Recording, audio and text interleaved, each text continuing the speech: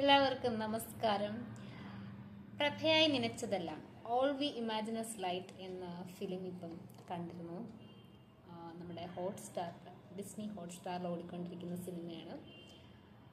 ഞാൻ ഒത്തിരി ആഗ്രഹിച്ചിരുന്നു ഇതിൻ്റെ ട്രെയിലറൊക്കെ കണ്ടപ്പോൾ എനിക്ക് ഈ സിനിമയൊന്ന് കാണണമെന്ന്. അപ്പം ഇന്നാണ് അതിനൊരു അവസരമൊത്തു വന്നത്. ഈ പൂനെയിൽ ഇരുന്നു കൊണ്ട്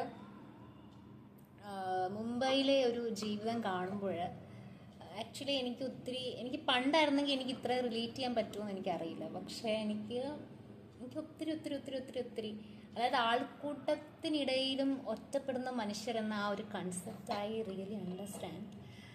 അത് മുംബൈ എന്ന് പറയുന്ന ആ ഒരു സ്വപ്നങ്ങളുടെ ഒരു കൊട്ടാരം എന്ന് പറയുമ്പോഴും ഒരു സാധാരണ ഒരു മനുഷ്യൻ്റെ സ്വപ്നങ്ങൾക്ക് എത്രത്തോളം അതിനൊരു ഇമ്പോർട്ടൻസ് ഉണ്ട്. അതുപോലെ ഈ സിനിമ കാണുമ്പോൾ അത് മിക്ക സമയവും അതിനകത്ത് ഡാർക്ക്നെസ്, ഇരുട്ടാണ് കാണിക്കുന്നത്. സോ ഫൈൻഡിങ് എന്താ പറയുക, hoping light to come in their lives, അവരുടെ ജീവിതത്തിലെ വെളിച്ചത്തെ തേടിയുള്ള ഒരു അലച്ചിൽ എന്ന് കാണിക്കാനായിട്ടുള്ള ഒരു ഇതാണെന്നാണ് എനിക്ക് മനസ്സിലായത്. ഇല്യൂഷൻ ആണ് മുംബൈ എന്ന ഇതിൽ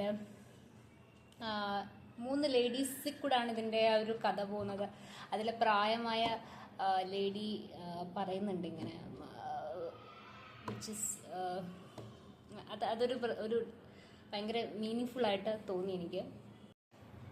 മുംബൈയിലെ തിക്കും തിരക്കിൽ നിന്ന് ഇവരൊരു ഗ്രാമത്തിൻ്റെ വിശാലതയിലേക്ക്, ഒരു സ്വാതന്ത്ര്യത്തിലേക്ക് പോകുന്ന സമയത്ത് ആ ഒരു ആംഗിള്, ഒരു വൈഡ് ഷോട്ടൊക്കെ ഭയങ്കര രസമുണ്ട്. പായൽ കപ്പാടിയുടെ ആ ഒരു ഡയറക്ഷൻ്റെ ആ ഒരു അത് എടുത്തു പറയാതിരിക്കാൻ സാധിക്കില്ല. അതുപോലെ തന്നെ കനികുസൃതി, ദിവ്യപ്രഭ, പിന്നെ അതിൻ്റെ ഏറ്റവും സീനിയർ ക്യാരക്ടർ ചെയ്ത ആ ലേഡിയുടെ പേര് ഞാൻ നോക്കിയിട്ട് പറയാം. അപ്പം ഇവരുടെ 3 പേരുടെയും ആക്ടിങ് ഭയങ്കര റിയലിസ്റ്റിക് ആയിട്ടുള്ള, ഇവരുടെ 3 പേരുടെ മാത്രമല്ല കേട്ടോ, ആസിസ് നെടുമങ്ങാട് അവിടെ ആ സിനിമയിൽ അഭിനയിച്ചവരെല്ലാം ഇങ്ങനെ എടുത്ത് പിക്ക് ചെയ്ത മനുഷ്യരെന്ന് പറയേണ്ടി വരും. ഒരു കവിത പോലെ ഒരു മനോഹരമായ ഒരു ഫീലാണ്, ഒരു ഇമോഷനാണ് എനിക്ക് ഈ ഫിലിം സമ്മാനിച്ചിരിക്കുന്നത്. സാധാരണ രീതിയിൽ സ്ലോ പേസ് ആയിട്ട് പോകുന്ന മൂവീസ് എൻജോയ് ചെയ്യുന്ന ഒരാളെ അല്ല ഞാൻ. പക്ഷേ this film I really enjoyed. And അതിൻ്റെ ആ ഒരു ബിറ്റ്സ് ആൻഡ് പീസസ് എൻ്റെ അവിടെ ഇവിടെയായിട്ട് ഇങ്ങനെ ഇരിപ്പുണ്ട്. അത്രയ്ക്കൊരു മനോഹരമായ രീതിയിലാണ് അവരത് പ്രസൻറ്റ് ചെയ്തിരിക്കുന്നതെന്ന് എടുത്തു പറയാതെ പറ്റും. ഛായ കഥം എന്നാണ് കേട്ടോ, ഞാൻ പറഞ്ഞില്ലേ സീനിയർ ആയിട്ടുള്ള ആ ഒരു ആക്ട്രസിൻ്റെ പേര്. നമ്മൾ ലാപ്പത്ത ലേഡീസിൽ അവരെക്കുറിച്ച് നമ്മൾ എടുത്തു പറഞ്ഞിരുന്നതാണ്. സോ ഈ ഒരു മൂവിയിലും ഇവർ 3 പേരും, എസ്പെഷ്യലി ഇവർ 3 പേരാണ് കൂടുതൽ. ഛായാകഥം അധികം ഇല്ല, പക്ഷെ ഇവർ 3 പേരുടെയും സീനുകൾ നോക്കിക്കഴിഞ്ഞിട്ടുണ്ടെങ്കിൽ നമ്മൾ ഒരു മൂവിയാണെന്നൊക്കെ നമ്മൾ മറന്നുപോകും. ഇതിൻ്റെ ക്യാമറയുടെ മൂവ്മെൻറ്റ് കൊണ്ടായിക്കോട്ടെ, അല്ലെങ്കിൽ ഇവരുടെ ആക്ടിങ് ആയിക്കോട്ടെ, ഇവരുടെ ലൈഫിൽ നിന്ന് നമ്മളൊന്ന് നോക്കുന്ന പോലെ മാത്രമാണ് നമുക്ക് ഈ സിനിമ കാണുമ്പോൾ ഫീൽ ചെയ്യുന്നത്. അവരുടെ ലൈഫ് പോലെ തന്നെ വളരെ നിറം ഇല്ലാത്തതും ഡള്ളായിട്ടും ആണ് ഇതിൻ്റെ ആ ഒരു വിഷ്വലൈസേഷൻ എന്ന് പറയുന്നത്. അതൊക്കെ അവർ വളരെ ആലോചിച്ചിട്ടാണ് ഇങ്ങനത്തെ ആ ഒരു സെറ്റ് ചെയ്തിരിക്കുന്നത് എന്ന് നമുക്ക് മനസ്സിലാവും.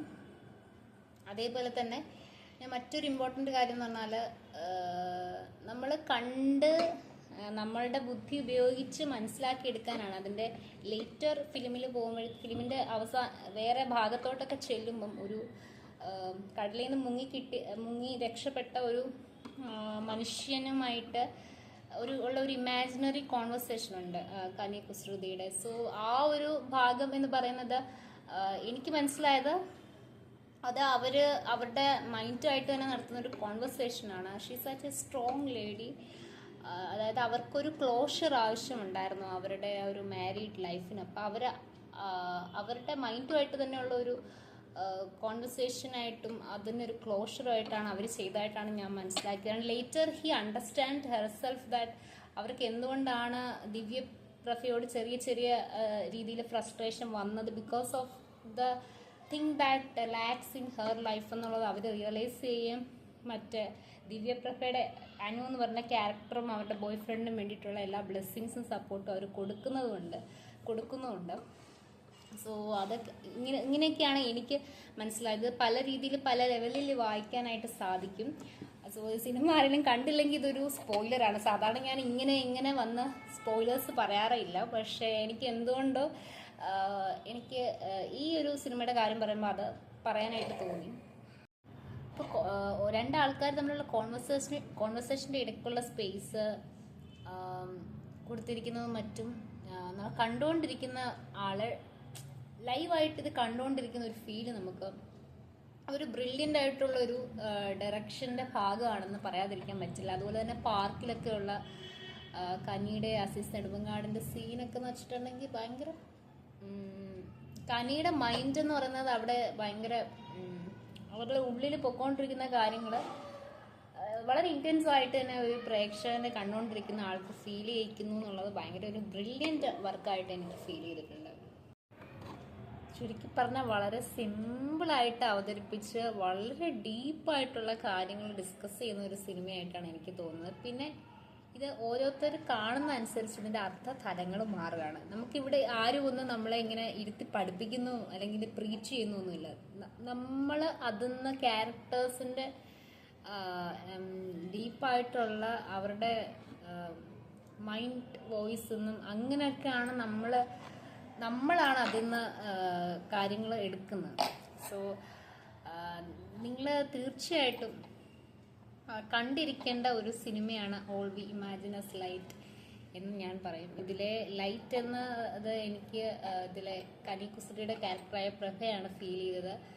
ജീവിതത്തിൽ അവർക്ക് ഒരിക്കലും ലഭിച്ചിട്ടില്ലാത്ത കൈൻഡ്നെസ്സും കമ്പാഷനും എല്ലാം കൊണ്ട് നിറഞ്ഞാണ് അവരുടെ ഓരോ പ്രവൃത്തി എന്ന് പറയുന്നത്. ശരിക്കും അവരൊരു ഭയങ്കര ലൈറ്റായിട്ട് സിനിമ കണ്ടു കഴിയുമ്പോഴത്തേനും ഫീൽ ചെയ്യുന്നുണ്ട്. സോ നിങ്ങൾ സിനിമ കാണുക, നിങ്ങളുടെ അഭിപ്രായം എന്താണെന്ന് കമൻറ്റായി രേഖപ്പെടുത്തുക.